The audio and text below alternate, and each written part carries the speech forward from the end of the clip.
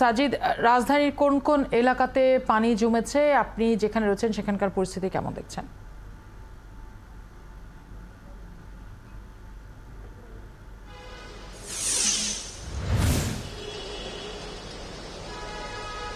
কারণ আমরা এই মুহূর্তে রয়েছি কাজীপাড়া এলাকায়, অর্থাৎ মিরপুর 10 নম্বর থেকে কাজীপাড়া শেওড়াপাড়া যে সড়কটি ফার্মগেটের দিকে রয়েছে সেই সড়ক। আমরা বরাবরই যেটি আসলে দেখে থাকি এবং অভিযোগ এই এলাকার, অর্থাৎ কাজীপাড়া শেওড়াপাড়া যারা বসবাস করে তাদের একটাই যে দুর্ভোগ, সামান্য বৃষ্টিতেই এই সড়কটা একেবারেই আসলে তলিয়ে যায় বলা চলে।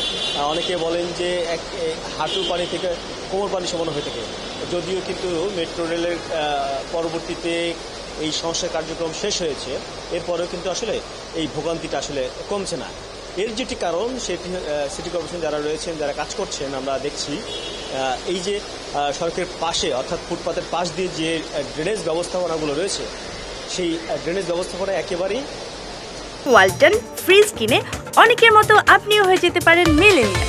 সেরা পণ্যের সেরা অফার সঠিকভাবে বাস্তবায়ন হয়নি, যার ফলে 10 নম্বর থেকে পানি নেমে আসছে, 11 নম্বর থেকে পানি নেমে আসছে, অর্থাৎ ইব্রাহিমপুর থেকে যে পানিগুলো বৃষ্টি হওয়ার পরপরই যে পানিগুলো নেমে আসছে এই কাজীপাড়া এসে জমছে, এবং কাজীপাড়া অপেক্ষাকৃত একটু নিচু, শেওড়াপাড়া একটু অপেক্ষাকৃত নিচু, যার ফলে 10 নম্বর, 13 নম্বর এবং 11 নম্বর থেকে পানি অর্থাৎ ঢালু হয়ে নিচের দিকে আসছে, তখনই এখানে আসলে বিপত্তিটা ঘটছে।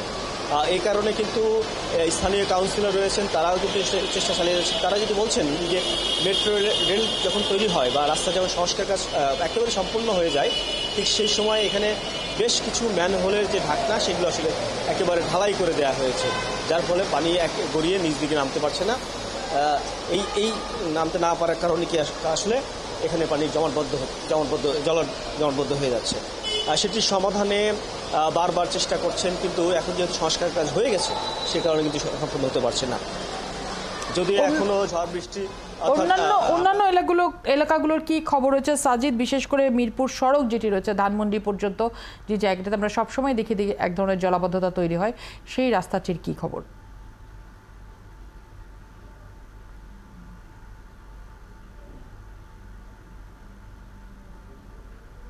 না, মেট্রোল হওয়ার আগেও ছিল এরকম। আপনি তো আমি বললাম এই পানিটা শুধু কাজীপাড়া পানি না, এই পানিটা আপনার 10 নম্বর, 6 নম্বর, 13 নম্বর, 11 নম্বর, মণিপুর সব বেগমরুকার সরণিতে যাচ্ছে, কারণ নিচু এলাকা, কারণ আপনি এই এলাকায় লোড দিতে পারতেছে না, আপনি ইচ্ছা করলে এটা পারবে না, কারণ এটা যদি আপনার বিশাল সুয়ারেজ করে তাহলে যদি এটা লোড দিতে পারে না।